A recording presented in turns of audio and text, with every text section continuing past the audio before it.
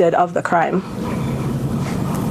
Sky, when you hear the word stolen used to describe what happened to your sister when she was recruited away and sex trafficked, I wonder what goes through your mind.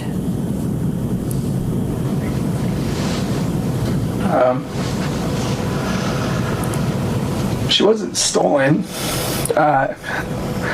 She was preyed upon at his property, at President Trump's property.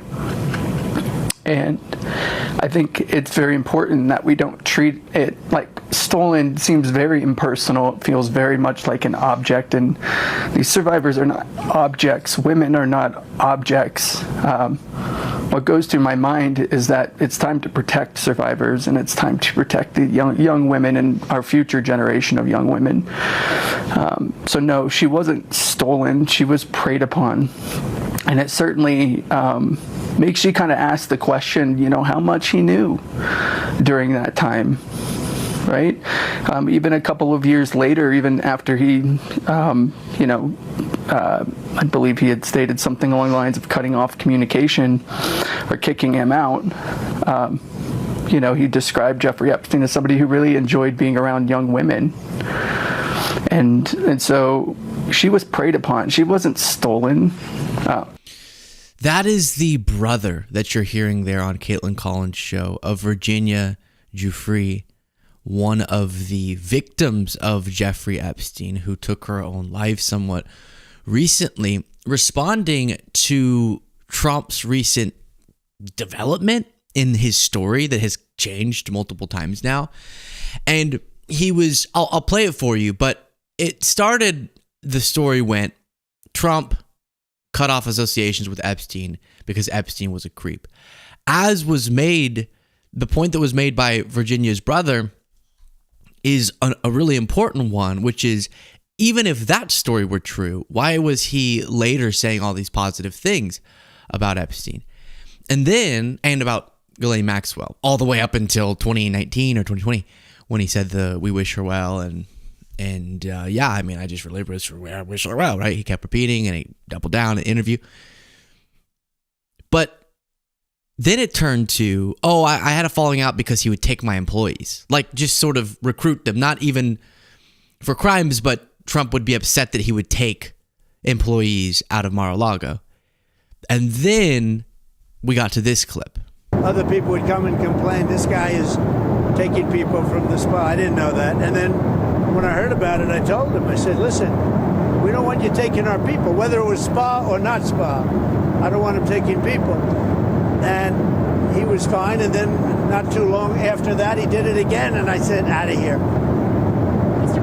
President, did one of those stolen, persons, that include Virginia Giuffre? I don't know. I think she worked at the spa. I think so. I think that was one of the people. Yeah. He stole her. And by the way, she had no complaints about us, as you know. None. So then the response from Virginia's brother is, first of all, she's not property. She was preyed upon. Second of all, it was at your property. Do you feel any guilt about that? Number three, why are we just hearing that you had some knowledge of this and that's what caused you to cut him off? And number four, why were you still saying positive things after that if you had a sense of what was happening? Or are you just retrospectively saying it? Welcome, everybody, to the morning show. I know a heavy place to start.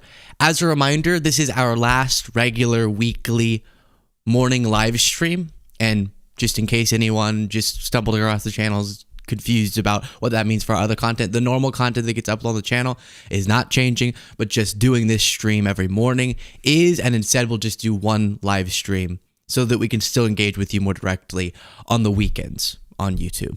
So that's the change. Today's our last one. We've had a fun last 3 months for sure, and we have a lot to discuss in this Friday morning show. Now, he was asked about this just yesterday during a press conference, and instead of having some some appropriate response. He just lashed out at the reporter. Virginia Giuffre released a statement overnight in response to some of the comments that you made this week. You said that Jeffrey Epstein stole people from Mar-a-Lago. At the time, did you know why he was taking those young women, including Virginia? No, I didn't know. I mean, I would figure it was ABC fake news that would ask that question, one of the worst. But no, I don't know really why. But I said if he's taking anybody from Mar-a-Lago, he's hiring or whatever he's doing. I didn't like it, and we threw him out. We said we don't want him, at the place. This is a story that's been known for many years, as you know. But it's... So he seems to be saying, if we're trying to fill in the gaps of his kind of disconnected thoughts, he seems to be saying he doesn't like whenever his fellow business friends would take his employees to work for them because they were his employees. And there is, now knowing what we do about Epstein, to Virginia's brother's point, something very strange about how he chooses to word that. And that the falling out was not, because this is disputing what he previously was arguing, or at least people like Stephen Chung and his followers would say, which is, no, he couldn't possibly have himself been implicated in anything because he kicked Jeffrey Epstein out of his life because he realized Epstein was a creep. But the story's different because he's saying, I didn't know that he was doing terrible things. I didn't know he was preying on people. I just didn't like that he was taking my employees.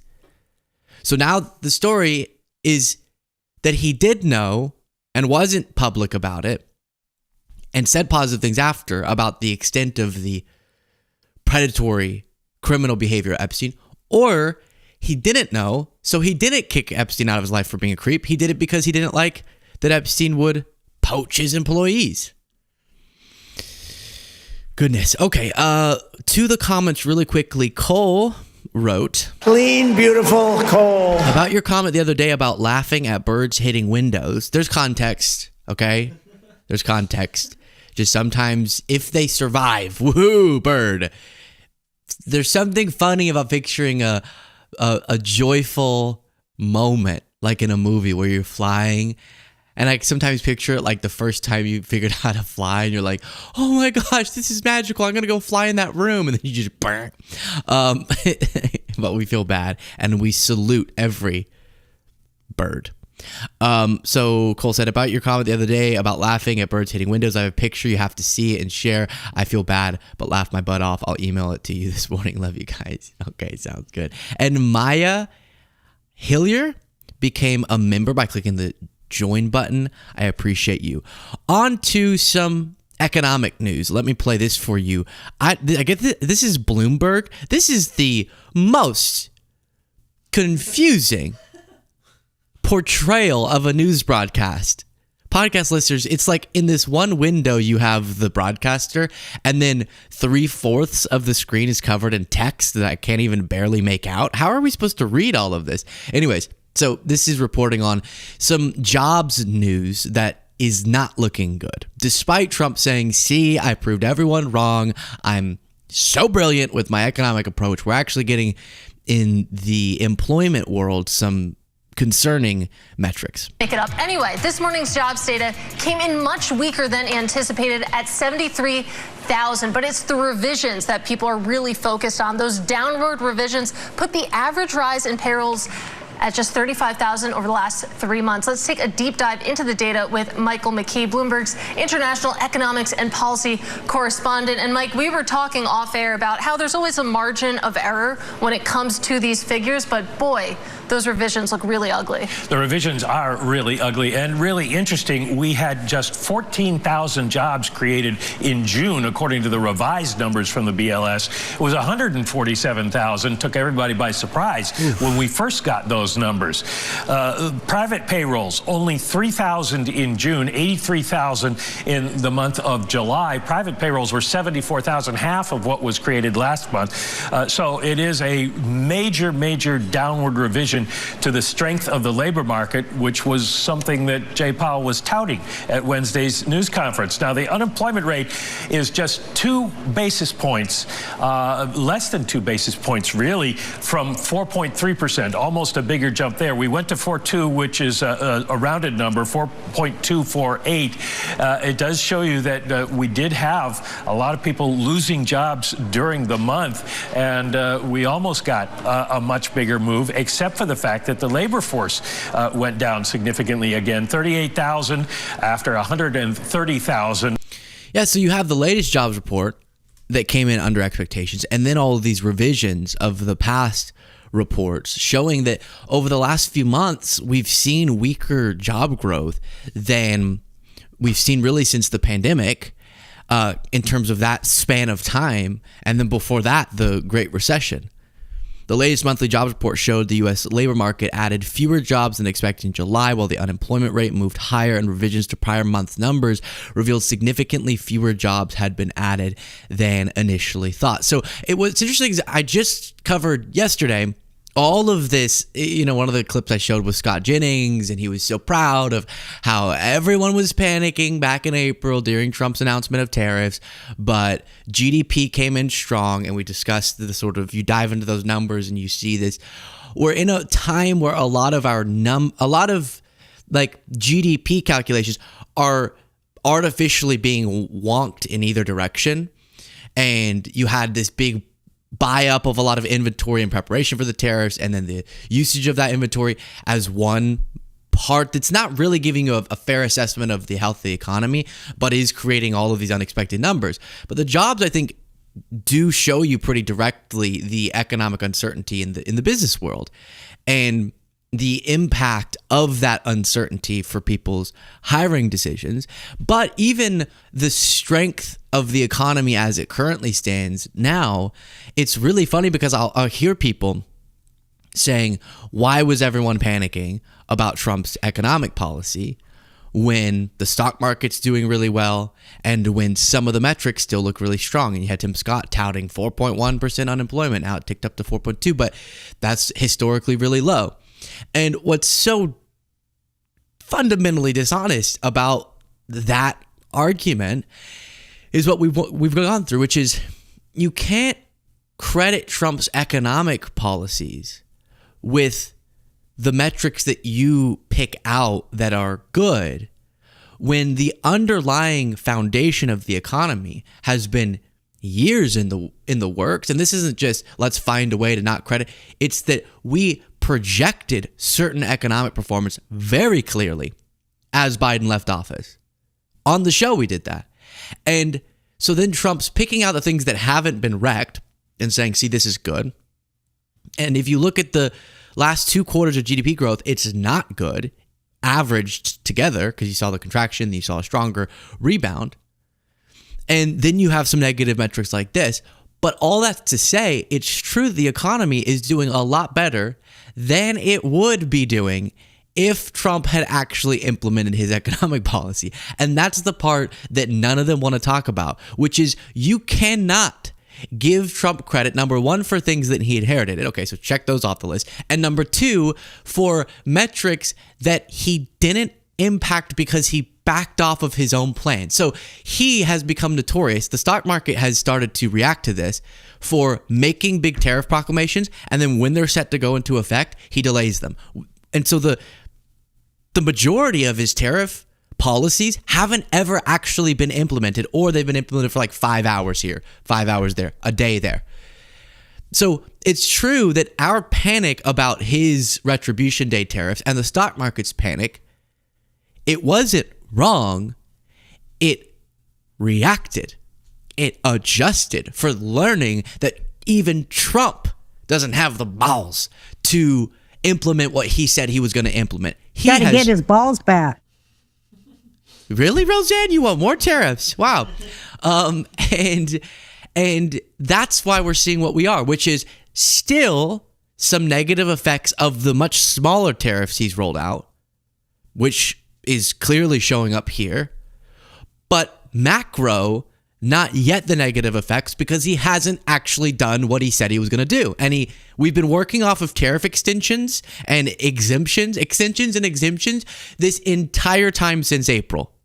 So if Scott Jennings wants to credit Trump with the state of the economy, he has to first admit that the trajectory that we are on got harmed. So we're already doing worse than we were projected to be doing right now if Trump touched nothing that was given to him by Biden or just the broader state of the economy. And number two, he has to admit that we were right, that it would be better for the economy, however much of it he wants to give credit to Trump on, for Trump not to do the things that he said he was going to do, which is what he has ended up showing us. So that's really important. A few other different reports on this same news. I also think it's just kind of helpful to zoom out, right? We came into this week and we said it was going to be a pivotal week for the economy. And I got to say, I think indicator after indicator has turned out worse than expected, right? I mean, we saw that core GDP really showed that the U.S. economy slowed down during the second quarter. Yesterday's inflation report, the Fed's go-to inflation number, that heated up, right? It was a 4-month high. We're seeing that the prices for goods have gone up, possibly because of tariffs. The Federal Reserve seems less inclined to cut interest rates, and the president continues to just spike tariffs. So you put all this together, and I do think that all of these developments are just going to increase concerns about the U.S. economy. So May and June, 2 of the lowest months of jobs growth we've seen in 5 years. Since COVID, absolutely. All right, Maddie. So if that's what Scott Jennings wants to say is the brilliant work of Trump, which is to not make, I mean, he would say all of this is worth it because it gets trade deals, but we don't have, except for one kind of, any of those deals. They're just squishy frameworks based off of and touting promises, just vague promises, just like before we reviewed the numbers of how China didn't uphold its side of the agreement in the previous deals Trump has made. And a lot of PR stuff, but substantively, not much. So it is impossible for you to argue that it's been a net good economically. The stuff Trump has done. You can say it's been a net good economically, that he's backed off of a lot of what he said he's going to do, which only vindicates what we've been saying this whole time. And then you can kind of imagine, maybe I have this graphic, friend of the show, Josiah, posted. Let me see if I can find this because it does summarize the situation. I might have X'd out of it, unfortunately. But essentially picture the stock market going like this, right? And this is the Biden trajectory. And then if it's projected to go like this, podcast listeners are going to be so lost, but just picture a nice, good line going up. And then Trump comes into office and he inherits that line that's going up. You touch nothing, it keeps going. You just kind of keep things stable. He makes all these big announcements, so the stock market goes, pew. And now it's down here. Where the Biden line would have continued is up here. And then we go, oh, he keeps delaying everything and doesn't actually seem to want to follow through on these, except for a much smaller version. So then it starts recovering.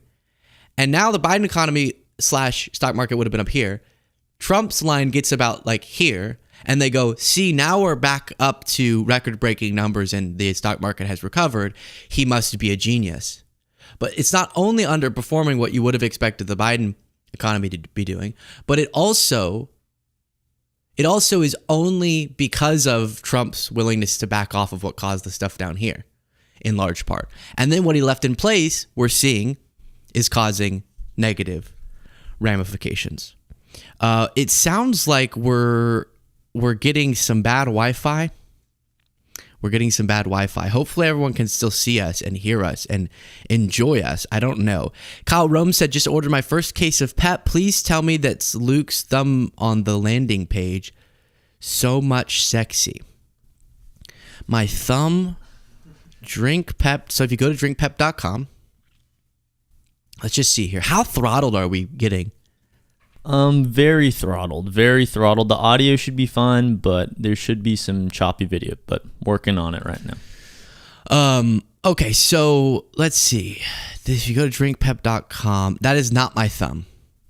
You are finding my brother's thumb or one of the people we had shoot these photos' thumb to be sexy, not mine. This is my thumb. I hope this thumb is sexy too. Let's see. Kyle Rome said, can I get a reverb China, please? China. And then Josiah did post this, the graphic showing job creation under Biden, and there is a smiley face. And then the job creation under Trump, and there is a frowny face. I think that puts it pretty simply. Simply. Now, this is the reason that people in the stock market are optimistic. Trump will say the August 1st deadline is the August 1st deadline is the August 1st deadline. Wow. The August 1st deadline is the August 1st deadline. It stands strong and will not be extended. A big day for America. And then the next day, hours before the midnight deadline to make a trade deal, President Trump is announcing a 90-day extension for Mexico, one of America's top trading partners. But it's also something he insisted was off the table just days ago. Yeah. So that's the Trump's always chickening out thing, is that investors and hopefully businesses, but they have to be a little bit more, how's this impacting me here and now? And the uncertainty can cause damage in and of itself. But the stock market's saying, okay, he's now done this 12 times. We can assume that he's going to just keep kicking the can down the road. Kamala Harris and Joe Biden returned, okay? And they announced that they will be running a 2028 Biden-Harris ticket. No, that's not what happened. And Trump announced he's running again with Vance. So we're just going to redo the whole thing. Let's see. Bilbo said, Luke, I'm sad. Who am I supposed to make uncomfortable with flirty but awkward and weird super chats on Monday now? Also, I can host. Well, yeah, I don't know. I guess make us uncomfortable with those super chats on the weekend. Jared said, need to pull up the football pick of CBC from the bonus show for chat and give us the soundbite one final time for a big send off to the morning show. We'll do that at the very end, okay? That'll be the very end of the morning show, is the football pick of. All right, we're getting some super chats. Elfani said, birthright, taco, Signalgate, CCOT, Medicaid, free jet, crypto dinner, USAID, Department of Education, Harvard, fake media, measles, Greenland, Canada, Gaza starvation for E. Rivera, Zelensky has no cars, Epstein, DEI, it's too much. There we go. All right, now we get Kamala Harris.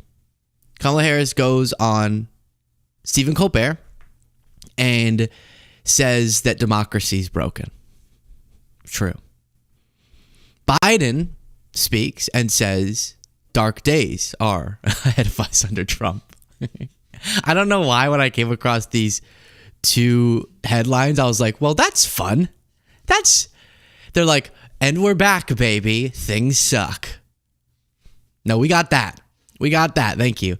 I can't show you Kamala clips because of, CBS being brutal with the copyrights, but we can show some of this Biden clip. I've appointed judges doing their best to be independent, fair, and impartial, respecting the rule of law and upholding the Constitution. I wish I could say the same for the executive branch, who seems doing its best to dismantle the Constitution. Oh, I'm being deadly earnest, man. Which seems to be what's going on. And they're doing it all too often with the help of a Congress that's just sitting in the sidelines and enabled by the highest court in the nation. The rulings they've made, my God. Folks, in our lives. Oh, we're so back. I love that. I could just totally imagine, because I recently did that speech and was reading off a teleprompter, and I was like, this is interesting. And I think it went well, but it's a very different, when I'm just speaking at the camera, there's something comfortable about normal conversations. But there's something different about, you can lose your place on the script, and clearly when he loses his place, it's sort of, all right, how do I fill 3 seconds? Folks! All right. Because when does that not work? People are suffering. Folks! Dark times. The idea. Folks, In our lives, the life of our nation, there are moments so stark that they divide all that came before from everything that followed. Moments that force us to confront hard truths about ourselves, our institutions, and democracy itself. We are, in my view, at such a moment in American history. Amen. Reflected in every cruel executive outreach, every rollback of basic freedoms, every erosion of long-standing established precedent. We see in the laws, the law firms, bowing to pressure, bending to bullies. I just think the tux is the wrong move, you know? He's wearing a tux. Something's just a little too festive about a tux for this. The world, folks, the world is burning. This is a real bow tie. It's not a clip-on. It's something to, because don't you, I feel like you have a tux on, you got to do a cheers. To the fall of democracy. You know, yeah, I mean, everything he's saying is correct. What Kamala said was correct. And also, I think, I get that they're going to want to speak and stuff, but not everyone's going to agree with me on this. I just wish we could do a revamp. And I don't think the midterms, it's going to be a good call to have like Biden going around the country giving speeches and whenever things come up, like Democrats running should acknowledge the successes that were significant, but also the Democrats are just suffering from a major brand problem. And what you learn about brands is however much you like or don't like the branding, if the people don't want it, then you kind of got to just do a revamp. Like Pep, for example. We've gotten some feedback that the can needs to have a little bit more going on, right? I liked the sleek look because it's kind of like it's so healthy you don't even have time for more colors all over the can. But that feedback, ultimately, if we struggle with a brand problem, we got to rebrand to be more fun and fruity and colorful. drinkpep.com. But so I think that's what Democrats need to contend with. I get that they're going to make public appearances. I just don't think that keeping the Democratic Party brand grounded or attached to its previous brand is necessary or helpful. And I think it's a new opportunity to make, because the Republican Party can't detach from its brand, which is Trump. And we're going to have to pound them on that.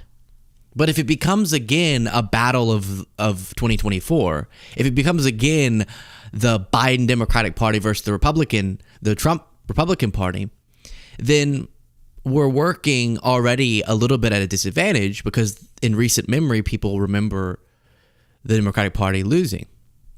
But if you kind of say, hey, we went into a little cocoon and we've come out and we're a new butterfly, and you're not going to be hearing so much from our past leaders, however much you like or don't like them. I think that's the best strategy. Now, speaking of strategy, imagine you're Trump and you're thinking, all right, people are discussing my relationship with Epstein a lot. And the fact that I have a lot of these really problematic past friendships and associations and past comments. Trump is reportedly considering pardoning Diddy. Trump still is saying he's considering pardoning, or not considering, but he won't rule out pardoning Ghislaine Maxwell. Trump is being discussed a lot in his context of his friendship with Epstein. So what would you do if you were him? What I would do, I wouldn't be him, but if I were in that situation, I would bring out the least sex crime associated, the least sort of minor predator associated person and make them my PR buddy, right? This is my new friend, and they haven't even abused anyone one single time. They weren't even found liable of abusing a single person, right? They've never even said at all that they engaged in sexual crimes, right? That's who I'd bring out. Trump chose a different path, and he brought out NFL Hall of Famer who was arrested for statutory rape, Lawrence Taylor. And the person that he was arrested for statutory rape of was a minor. Yeah, and that's who he brought out, Lawrence Taylor, to be up next to him at the podium. Not a good look. You want to say a few words? Come on up. Come on. He's a little shy, but once he gets going, nobody can stop. No, that don't stop. I'm just proud to be on this team. I don't know why. I don't know what we're supposed to be doing, but I'm here to serve, and I'm here to serve you. That's the most honest thing I've ever heard from a Trump supporter. Walking up to the podium going, I don't know why I'm here. I don't know what we're here to do, but I serve you. All right, Lawrence. That about sums it up. So Taylor, now 66, was arrested for 2010 for statutory rape at a Holiday Inn in upstate New York. Police at the time said the victim was 16 years old and had been imprisoned against her will by another man who was also arrested. Taylor claimed he did not know the girl was 16 and that she told him she was 19 in 2011. Taylor pleaded guilty to sexual misconduct and patronizing a prostitute, both misdemeanors, and Taylor was arrested in Florida for failing to report as a sex offender. A registered sex offender is who Trump is going to stand up next to. This is just, while he's considering pardoning Diddy and Ghislaine Maxwell. Oh my goodness, it's just totally mind-boggling. As Aaron Rupar put it, get a load of how Trump pronounced this football player's name. He was on the council, and Tua Tagovailoa, the quarterback. Who is it? Aliyah. Wait. Tua Tagovailoa. Yeah. What's funny is I'm not that familiar with that football player, so I'm trying to remember how to pronounce it myself. Tua, ready, wait. Tagovailoa. There we go. Nailed it. Trump, you're so stupid. You can't even pronounce names. Loser. So then Candace Owens goes, wait, right? The MAGA broadcaster. Wait, Trump might be bringing up Lawrence Taylor as his buddy during a time where maybe you shouldn't remind people of all the buddies that have done sex crimes. What if I argue the innocence of Harvey Weinstein? But have you considered that it could be deeper, that there was somebody who wanted you put away, that there may have been someone who wanted your company? Because to me, there is just overwhelming evidence that you were set up here. It looks to me like a modern day hit. I don't know who you upset. I don't know what they were after, but it just looks to me like a rigged system and they took you out. To me, it looks like it was just a show trial and the outcome was already determined before you even stepped into that courtroom. I do think that you stepped on somebody's toes. Like there's somebody's toes that you stepped on that you may not have been aware of. Oh my gosh. Okay. So she's just throwing it. While we're on the subject of defending sex criminals, how about we try to will Trump pardon Harvey Weinstein? I don't know if he was convicted federally or in a state case, but it's quite the time. Quite the time in MAGA world. Edminster said red panda logo, panda wake up call with pep. Maybe we should have gone with that. Badger Queen became a member by clicking the join button. Sorry, guys. Normally, y'all know our stream is pretty crispy. For some reason today, we're dealing with some internet issues, so it's choppy. Jaden will be watching the chat, and if it gets too bad, we can always do nothing. There's nothing we can do. It's the funny part, you know. Of course, the last weekday stream, like, it's been perfect. We're the being days punished. leading up, and we're being punished. Yeah. Rogue Edgelord said, in a time when the world feels overwhelmingly heavy, your stream has been a consistent source of comfort, clarity, and much needed distraction. Thank you for being the light we all need. Thank you so much. That is amazing. Just remember, if you've become accustomed to watching the stream in the morning, just we'll be doing lots. Like yesterday, we recorded probably like 8 videos or something. So we'll be uploading lots of content, and just put it on like it's a stream. Eliza Doolittle 4 said, can these older men and women in the chat stop making Luke uncomfy with inappropriate super chats? It's gross and making him obviously uncomfortable. Just call me a mama bear. It's gross. I appreciate your defense, Eliza, of me. I think the reason why people do it so consistently is because I kind of like, I banter with it. You're my daddy.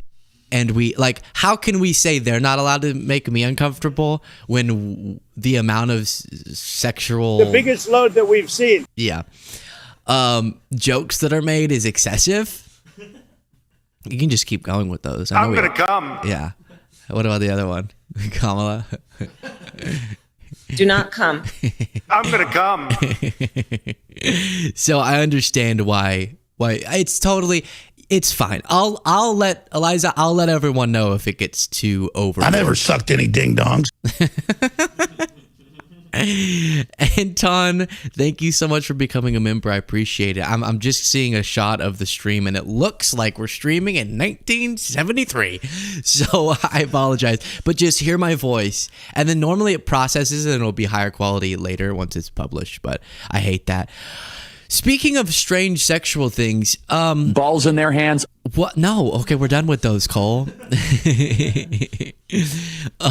You have a local station reporting that a serial butt sniffer arrested again in Burbank. A man who has been arrested multiple times for sniffing women's rear ends while in public was arrested again this week for the same crime. Wow.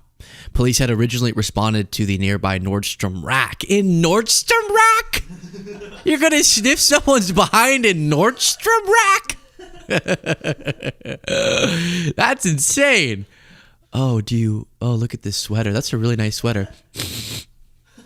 Put these pants on. Let's see, how would those work on you? In the same shopping center, for a report of a suspicious man loitering in the women's department. Now, this is serious. That's so creepy. Can you imagine? You're just like looking in the mirror at yourself, putting on a new outfit, and not putting it on, but like you're out, not in the dressing room, but you're just out kind of seeing how, setting it up to your chest, seeing how it would look on you, and then you hear a sniffing sound, you turn around, and there's a guy bent down sniffing your rear end, which is one of the strangest types of sexual harassment I've ever heard of in my life. Maybe he thinks he's a dog.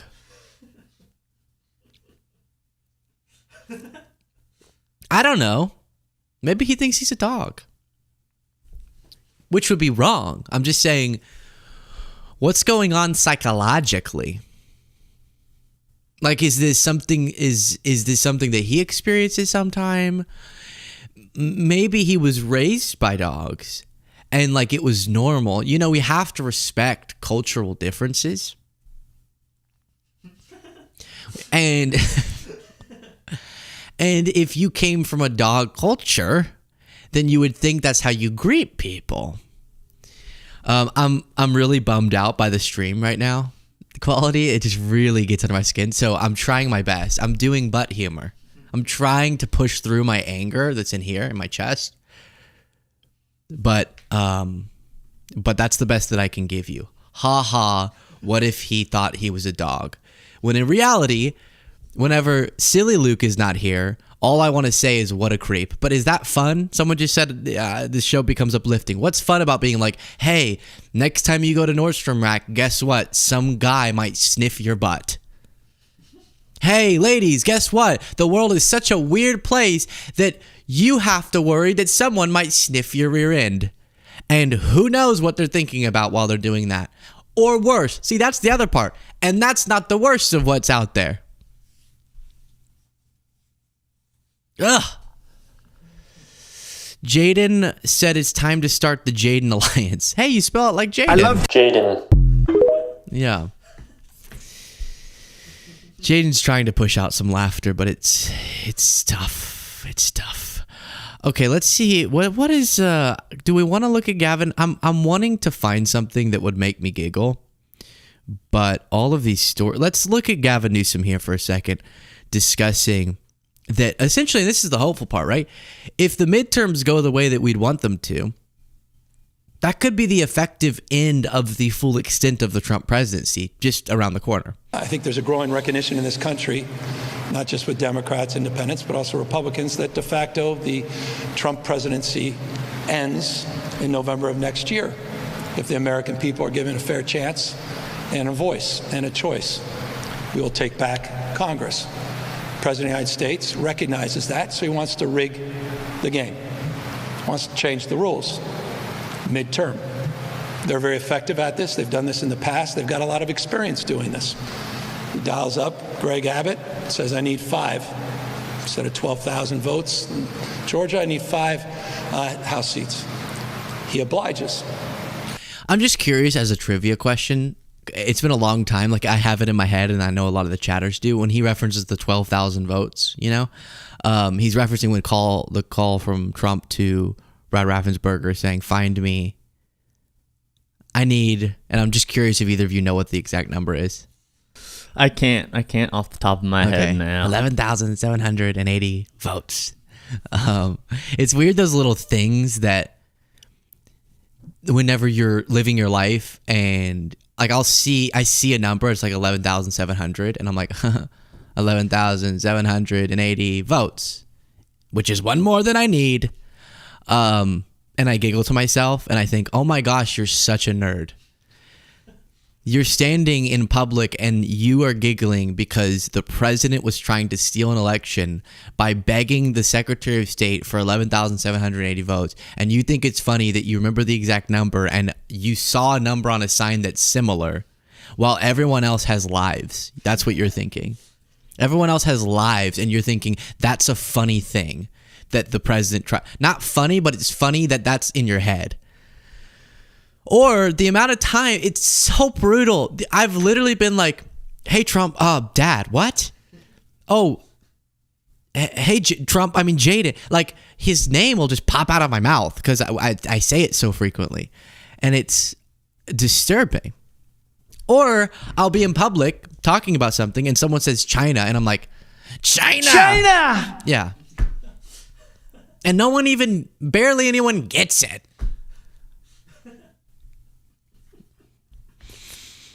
I was out in public playing, I'm not going to say what I was doing, but I was doing something, and I had a guy who's more conservative who was like, trying to razz me and like make fun of the fact that I'm, not make fun of, but like just poking fun that he's conservative, I'm liberal.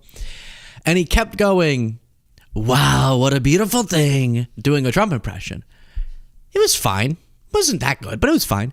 And then being like, oh, I shouldn't say that around Luke. Like, as if I get upset. I'm like, do you know how much I do the Trump impression? In my life, I'll pour a pot of coffee and be like, wow, so hot, by myself. I'm standing in my underwear by myself in my house, pouring coffee, and I do it. And I look at myself in the mirror and I say, you need to get laid. No. Get a life is what I say. And they're doing a midterm rejection of objectivity and independence. A act that we could criticize from the sideline or an act that we can respond to in kind, fight fire with fire in the spirit that brings us here together today. No way. Gavin, did you just make a fire pun at a fire station? Is that what I just heard? Did you just make a fire pun in front of firefighters? Is that what I just heard? We can respond to in kind, fight fire with fire in the spirit that brings us here together today. You're something else, Gavin. In the spirit. Get it? Because fire with fire. And they're like, no, dude, we don't fight fire with fire. That's the exact opposite of what we do. No, wait, that's the opposite of what we try to do whenever we fight fires. The last thing we do is like, woo! No, but he's absolutely right. If they're going to try to rig the system with these insanely gerrymandered maps, Democrats need to gerrymander their way to victory so that they can ban partisan gerrymandering. I think that Fox News really needs to ask themselves, what? I think, did I just send someone a Siri message? They need to ask themselves, what are they doing? What does it say about the state of things at your network that you're talking about Hillary Clinton being evil? That's what this clip gets to. Hillary Clinton, who we have not heard from in years. It shows Clinton campaign's then foreign policy advisor, Julianne Smith, constructed the plot, and Hillary was the one to okay it. And it says in this email, not only did HRC approve Julia's idea about Trump and Russia hackers hampering U.S. elections, but at a later date, the FBI will throw oil on the fire to let it go viral, Congressman. It's all here in one email. It's all here in one email. Your mic is right here. It's right here on your... It's probably pinned like right here. We don't know. We don't know why the volume... I love imagining the sound engineers and like whoever sits in that seat before her show. It's like dialed up and they have to like crank the gain all the way down before she sits down. Welcome, it's Maria Bartiromo this morning. By the way, this email, I didn't realize they're gonna bring up this email because I'm doing a whole segment. I think I want to on like in a video form, so I'll try not to spoil it, but it's not accurate what they're saying. Okay, that's the teaser. But it's hilarious. Their guy who they tasked with investigating this came to the conclusion that this email was fabricated. Okay? Their guy. Who was it fabricated by? I'm not going to tell you. Yeah, you know, Maria, this just goes to show you what America knows is that Hillary Clinton is one evil woman. Just an evil woman. She's a liar, she's a cheat, and she's an evil woman. And I just pray. Gosh. Don't bring up praying right after that. That was brutal. She's an evil woman. You're talking about Hillary Clinton. Hillary Clinton being evil is what you're talking about right now with all that's going on. I get you have some justification to talk about Biden. You're talking about Hillary Clinton. To put in perspective, I hired these two guys. What are we coming up like 2 years now? A year and a half ago? I think 2 years. 2 years. About. Really? Wow. Our work together baby is gonna be. When do kids talk? Is it gonna be talking soon? I don't know. Our baby will. Our baby will. Our baby was talking since 6 months old. That's how cool it was. It came out of the womb and it was like, we're not going back. It's just, it's just really upsetting, this moment that I'm in right now. I'm just really upset, okay? Okay, so. But what was I even, okay. So, 2 years ago, right? When I met them, they knew who Hillary Clinton was. They did not know, and then they've been keeping up with politics for like 2 years now, well into us working together. They didn't know anything about Hillary Clinton. That's how irrelevant she is to our current political dialogue. And they're trying to bring her back up as the punching bag. Because I think they get a little tired punching on Biden. And Kamala kind of disappeared for a while. So then it's like, all right, let's do Hillary. Let's scream at Hillary again. And it's based off of incorrect information that they're citing. All right, something completely different, just really quickly. The subreddit True Off My Chest. Subheading, my boyfriend admitted he orchestrated our meet cute. I want to hear from you in the comments if this would creep you out, okay? He got drunk because we were celebrating. This is from a female, from what I can tell, discussing her boyfriend. He got drunk because we were celebrating my first successful day at my clinicals, and he ended up saying something along the lines of, quote, "Could you believe we wouldn't be this happy if I hadn't watched you for so long?" To which I was confused and didn't know what he meant. Well, I had worked at a local library for 2 years before we met during college, and apparently he saw me there but didn't actually talk to me. He just would watch me and listen in on my conversations with the people I was checking out and my coworkers to figure out what I liked. Then he apparently followed me and found the coffee shop I frequented. All this time I thought we had a sweet first-time meeting story. He accidentally bumped into me, apologized, and offered to buy me a coffee for the trouble. He told me what he was ordering, and it was the exact same thing I always get, and I thought it was an amazing coincidence. I joked that it was fate, and we spent like an hour talking over coffee. I feel so stupid. Do you think he did something wrong? Now let me ask myself, do I think he did something wrong? I mean, it's a tough world out there, right? It's a tough dating world. And so if you want to be a creepy stalker, maybe just don't admit that you were a creepy stalker. That's rookie play, right? The rookie mistake. He told her that he stalked her. If you're going to stalk her and have a artificial meet cute, whatever the hell that is. I'm so sick of that phrase. Oh, no, be cute. It's like, what is that? Oh, okay. Okay, fine. I need some scotch. Well, I rant about that. But don't tell her. That is creepy. It's not cool that you did that. It's impressive, kind of. You're telling me you facilitated, like in a movie. You bumped into her, spilled her coffee. Oh, sorry, can I buy you one? I always get a soy latte with coconut milk. Wait, that was the soy part already. But I also put coconut milk, and I put some cinnamon, and I put 3 pumps of vanilla. And she goes, what? I get a soy and a coconut and cinnamon and 3 pumps of vanilla. We're meant to be together. Which, okay, I don't want to insult her. I don't know who this is, but he ordered the exact same drink as you. What is this, just black coffee, or is it something specific? If he got the pink drink at Starbucks and you get the pink drink, red flag for like 5 different reasons, okay? So I don't know. I want to hear more about that. But this is, what's the Dobler or Dahmer? Yeah, Dobler or Dahmer. It's like the difference between whether someone's being creepy or cute. Like these stories of a guy chasing a woman, or a woman chasing a guy, or a woman chasing a woman, or a guy chasing a guy, are cute if they both end up liking each other. And they're creepy if it's not. Now, that's one thing about like chasing someone, because you can just come off as annoying and harassy if someone's like, no, I'm not ready to date. And then you're like, oh, but I got big flowers. And then, like, you know, my parents' origin story is like they were vibing, but my dad had to like do a lot of big gestures to win over my mom. And it's like cute and they're in love. Woo! But if he were doing that and she weren't into it, it would be like, why are you doing all of this?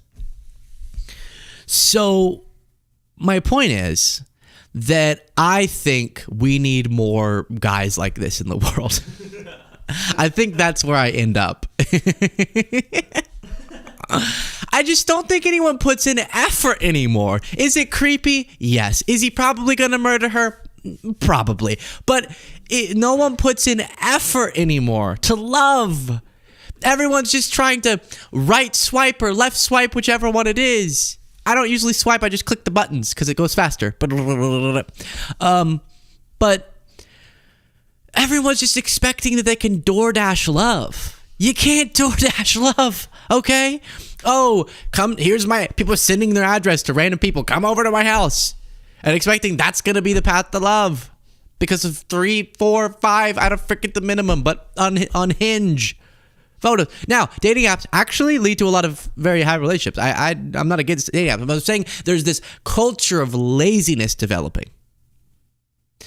To the point where it seems a little much to go overboard, to do big romantic gestures. It's sort of like, we covered on the bonus show this photo of a guy who came every day, every time he would come up for a date, like with a box of chocolates, with the flowers, with different things for the girl that he was going out with.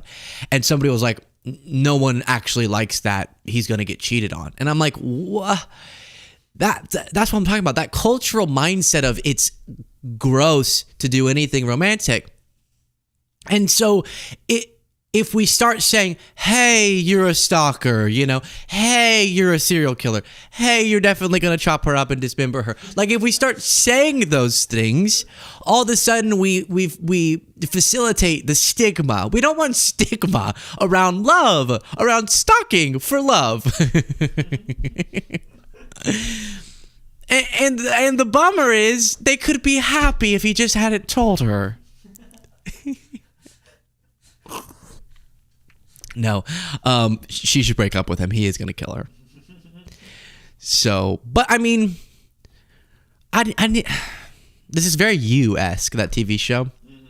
That's what some people were saying. Joe Goldberg. I think the 2 years is a bit excessive.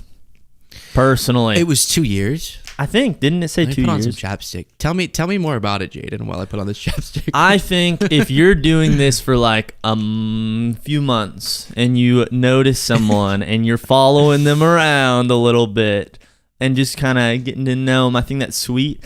2 years is a lot of patience. I think following someone to their coffee shop is a little weird. Yeah.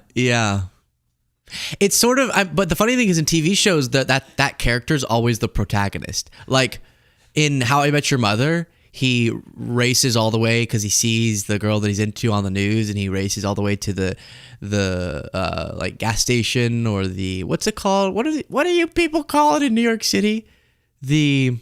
What are those called? Not gazebo. What are those called? I'm just annoyed. New York convenience stores name. Everyone's saying it, I bet, in the comments. Bodega! He goes, he finds her at a bodega and he bumps into her and he's like, oh my gosh, well, you should come to my party. And he throws like 3 parties again, right? And everyone's like, oh, it's so cute. But I think the difference is, here's why this is creepy to me and not cute. It's because she thinks it's creepy. So that's really the main reason. If you do anything but the person thinks it's cute, it's fine. Like if you're going overboard. But if they find it creepy, then that's the determiner. So how do you draw that line? I don't know. And I mean within the confines of things you can do, like showing up at a coffee shop without somebody's consent. Not like, some people take this type of messaging to mean whatever if you just go in for the kiss without even, just a stranger. That's not what I'm talking about. Consent. But in terms of like pursuing someone for a really long time, it's only creepy if they think it's creepy. So try to have good judgment. But most people don't, so we're screwed. But I think the thing for him here is that he would watch her and listen to her. That's the problem. If he noticed that she works at the library and so he started acting like he was really into reading and he would go to the library all the time and he would strike up a conversation with her, get to know her, that's fine. But then if she started getting egged out, he should stop doing that. Even him going, following her is weird, but finding out where the person goes for coffee and trying to facilitate a little something. Again, we're starting to get to weird zone, but at least if she thinks it's romantic after the fact, it could be fine, which she doesn't, which is the problem. The thing that makes me think serial killer is that he would sit without her knowing he was there, it sounds like, and listen to her conversations to figure out what she liked. Again, you respect the game. You kind of do. But at the same time, I know 3 people who have done that before, and all 3 are currently serving 2 life sentences. So you just... And it sounds like she was at least attracted to him, which can add, like, at least she was comfortable enough with him as a person to date before she found this out. But like, imagine that she was creeped from the beginning by him. Just him sitting around listening is so freaky. Okay, we have a lot of comments to read. Apparently our Wi-Fi has recovered. RFK's rectal poltergeist. Whoa. became a member. Thank you for becoming a member. McDonald's cheeseburger. Corinna Lawrence said, oh no, they were right about the furries taking it too far. No. Yeah, Maga was right, that butt sniffer guy. Bongwater said, thanks crew, y'all cool and really bring the joy. Every show makes this crazy world a bit more bearable. Love y'all for what you do. I think stands for ass, right? That's just priceless. This is a crazy world. Christopher McCain said, final morning show. I'll save money on super chats. I'll show up for the weekend when I can. Wonder what y'all are doing with your extra time. Shit. We are filling it with just normal content. That was the problem, is that the engine of the channel, which is those regular videos, started to be sacrificed at the altar of the morning show, because I would be a little tired for those videos when we do this. So now we'll be able to be more consistent with those, which will be cool. Sleep. Badger Queen said, Trump is like a basketball player that constantly pivots but never knows when to pass the ball, then takes the ball home. Yeah, totally. Robbie said, I have not of interest or of importance, just wanted to send the best team in YouTube 5.0. I could not even begin to process what that means. But I do appreciate that you're saying we're the best team on YouTube. I think I have the best team on YouTube. These guys and the lady up there and the ladies who aren't here. And do we have any other people? Who is it? Three ladies and 3 dudes. We have a nice ratio. Our lovely Kayla Milton, who 4 writes ladies. the Substacks. Yeah, 4 ladies. Look at that. People said we were a boys club. I said, check again. Gina said, I didn't think it was too bad, but Ope said he became abusive later into the... Oh my gosh, what? I missed that. Wait, what? I didn't think it was too bad, but OP... I don't know these references. Said he became abusive later in the relationship, so it was not good in the end. Okay, well that's... See? I warned. I mean, that's terrible. And it seems like that it's not that the behavior is harmful, because just someone sitting and listening. I mean, y'all are all sitting and listening. Little different. But is hurting. It's that type of obsessive behavior seems to indicate something down the road could get worse, and it sounds like it did. I didn't apparently read the whole post, so I appreciate that update. Soren has been a member for 10 months, said, did my email with Kinsey Moro's story about her Venezuelan GF's deportation reach you? No response needed, just wondering. Oh, we'll check in on that. I have not seen that. Katie said, thank you for making my morning more bearable the last few months. I appreciate what you and the team do. Thank you, everybody. Well, this is it. Can you get the whole photo? Can you find it? We will send you off with one final clean, beautiful Cole with this. Wow. And on that, thank you all so much. We'll be doing these on the weekend. Tune into the regular content on the channel. Y'all are amazing. Talk to you next time.